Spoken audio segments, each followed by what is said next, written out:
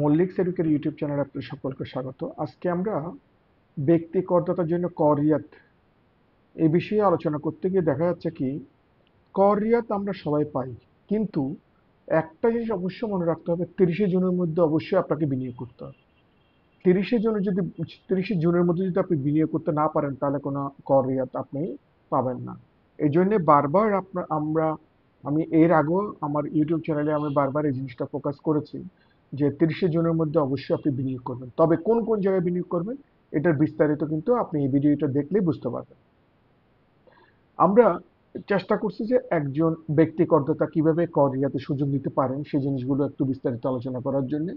আর কর রিয়াত কিভাবে গ্রহণ করবেন, আর কর রিয়াত গ্রহণের মাধ্যমে আপনার করের যে বোঝাটা একটু কমতে পারে সেই জিনিসটাই কিন্তু আমরা আলোচনা করার চেষ্টা করেছি। তাহলে অবশ্যই আপনাকে 30 জুনের ভিতরে বিনিয়োগ করতে হবে। এটা মনে রাখতে হবে, 30 জুন পার হলে আপনি কিন্তু কর রিয়াত পাবেন না। সুতরাং 30 জুনের মধ্যে বিনিয়োগ করতে হবে। তাহলে সেক্ষেত্রে বিনিয়োগটা কোথায় হবে? তাহলে আসি আমরা কর রিয়াত কারা এবং কেন পাবেন। আয়কর আইনের আয়কর আইন 2023-এর ষষ্ঠ তফসিলের অংশ 3-এ কিন্তু বর্ণিত আছে যে কোন কোন জায়গায় আপনি বিনিয়োগ করতে পারবেন। তাহলে সেক্ষেত্রে ষষ্ঠ তফসিলে যে বর্ণনা অনুযায়ী আপনি যে যে জায়গায় বিনিয়োগ করবেন সেই জিনিসগুলো কিন্তু আপনাকে বিনিয়োগ অথবা দান করবেন। ষষ্ঠ তফসিলে কিন্তু বিস্তারিত অংশ 1, অংশ 2 এবং অংশ 3 কোন জায়গায় বিনিয়োগ করবেন, কোন কোন জিনিস বাদ যাবে, এই জিনিসগুলো বিস্তারিতভাবে আয়কর আইন 2023-এর ষষ্ঠ তফসিলে বর্ণিত আছে। আমরা অত বেশি হয়তো আইন পড়বো না, আমরা যারা ব্যক্তি করদাতা তাহলে ওনাদের জন্য কি করা যায়। ওনারা তাহলে এই ভিডিওটি ফলো করবেন।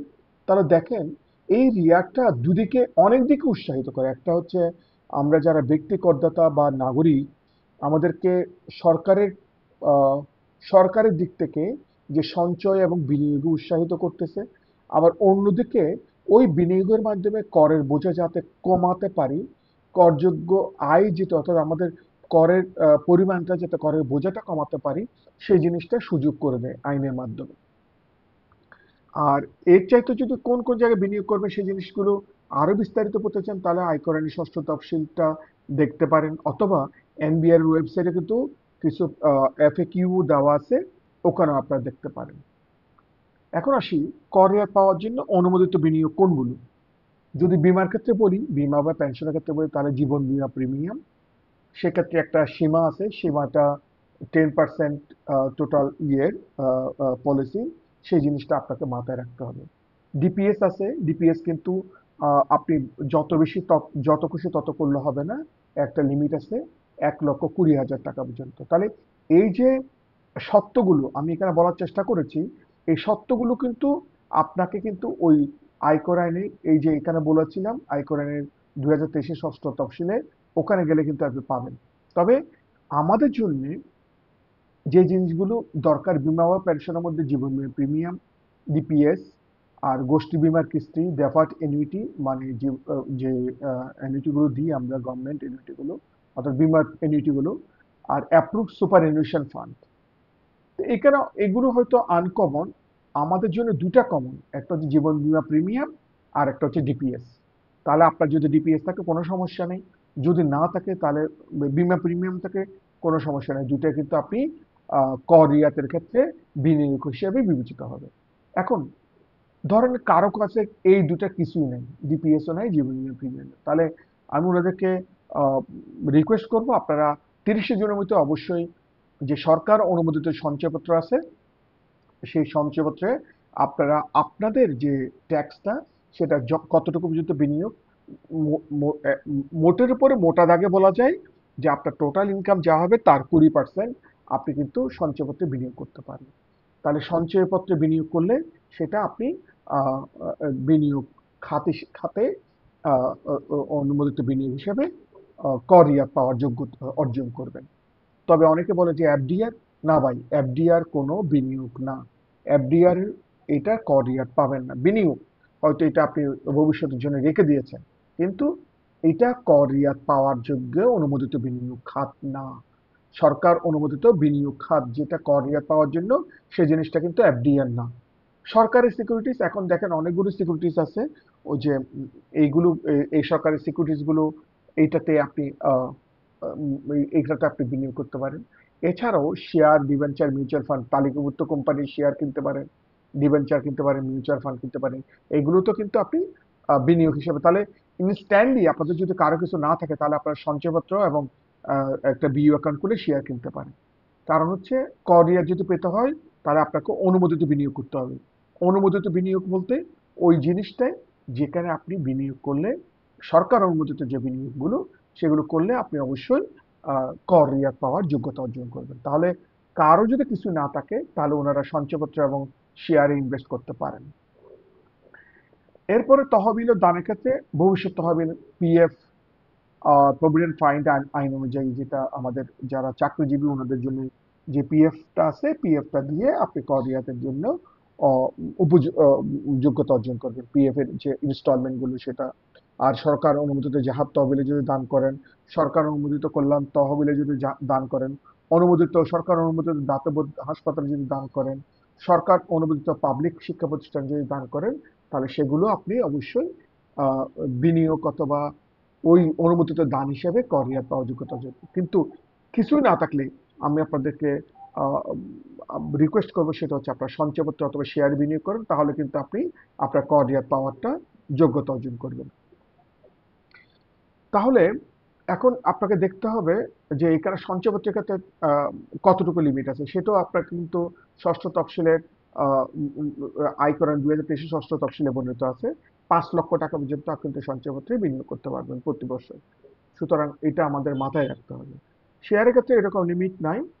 তো সুতরাং আপনারা আপনাদের যে ক্যালকুলেশন, আপনাদের যে কর যেটা আসতে, টোটাল ইনকাম যেটা আসবে সেখানে 20% আপনারা বিনিয়োগ করলে আপনারা কর রিয়াত অ্যাজ মাস অ্যাজ পসিবল আপনি অ্যাজ ম্যাক্সিমাম আপনি কিন্তু কর রিয়াতটা পাবেন।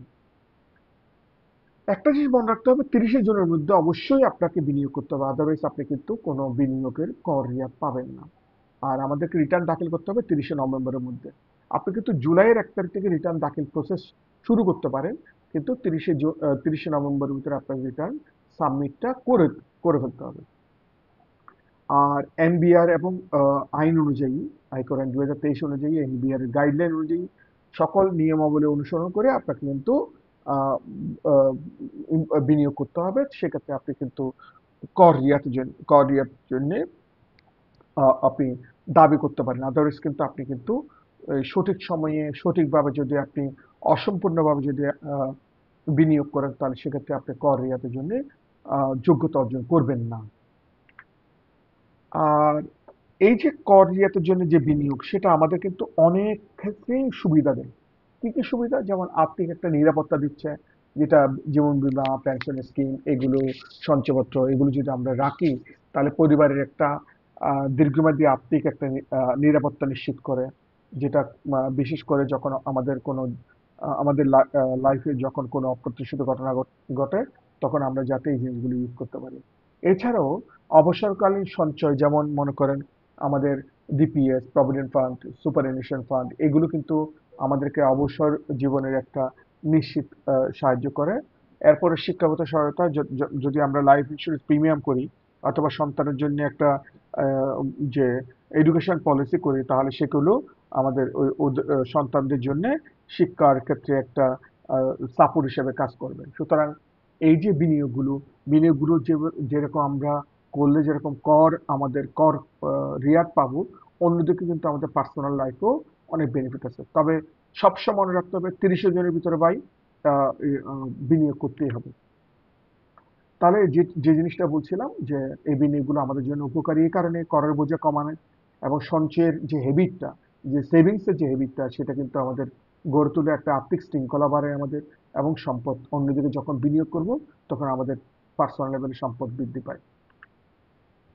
অবশ্যই আহ, আপনার খাত অনুযায়ী অবশ্যই আপনাকে অনুমোদিত খাত নির্বাচন করতে হবে এবং 30 জনের মধ্যে অবশ্যই বিনিয়োগ করতে হবে। আর সঠিকভাবে আপনার রিটার্নটা 30শে নভেম্বরের মধ্যে আহ, আহ, অবশ্যই সাবমিট করতে হবে, তাহলে সেক্ষেত্রে আপনি কিন্তু কর রিয়াতের জন্য পরিপূর্ণভাবে কর রিয়াতগুলো পাবেন। এই ছিল আজকের ভিডিও। আশা করি এই ভিডিওটা, ছোট্ট ভিডিওটা আপনাদের ভালো লেগে থাকবে। পরিশেষে শুধু একটা কথা বলবো যে আপনারা যারা এখনো পর্যন্ত বিনিয়োগ করেননি, আপনারা কিন্তু কর রিয়াতের উপযুক্ততা অর্জন করার জন্য অবশ্যই বিনিয়োগ করেন। বিনিয়োগ করলে আপনারা কর রিয়াত পাবেন। এই ভিডিওটি ভালো লেগে থাকলে অবশ্যই লাইক, কমেন্ট, শেয়ার করবেন যাতে অন্যরা জানতে পারে। সাবস্ক্রাইব করবেন যাতে তারা পরবর্তী ভিডিও নোটিফিকেশনগুলো পেয়ে যেতে পারেন। আর কোনো জিজ্ঞাসা থাকলে আমাকে জানাতে পারেন, মেইলে জানাতে পারেন, ফোনে জানাতে পারেন, কমেন্টে জানাতে পারেন। আমি চেষ্টা করবো আপনাদের জিজ্ঞাসাগুলো উত্তর দেওয়ার জন্য। আর এই ভিডিওগুলো দেখার জন্য অশেষ অশেষ ধন্যবাদ।